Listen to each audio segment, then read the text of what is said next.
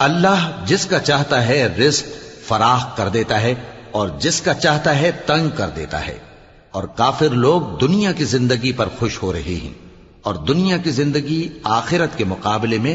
بہت تھوڑا سامان ہے۔ اور کافر کہتے ہیں کہ اس پیغمبر پر اس کے پروردگار کی طرف سے کوئی نشانی کیوں نازل نہیں ہوئی؟ کہہ دو کہ اللہ جسے چاہتا ہے گمراہ کرتا ہے، اور جو اس کی طرف رجوع ہوتا ہے اس کو اپنی طرف کا رستہ دکھاتا ہے، یعنی ان کو جو ایمان لاتے اور جن کے دل اللہ کی یاد سے آرام پاتے ہیں ان کو۔ اور سن رکھو کہ اللہ کی یاد سے ہی دل آرام پاتے ہیں۔ جو لوگ ایمان لائے اور عمل نیک کیے ان کے لیے خوشحالی اور عمدہ ٹھکانہ ہے۔ جس طرح ہم پہلے پیغمبر بھیجتے رہے ہیں اسی طرح اے نبی ہم نے تم کو اس امت میں جس سے پہلے بہت سی امتیں گزر چکی ہیں بھیجا ہے،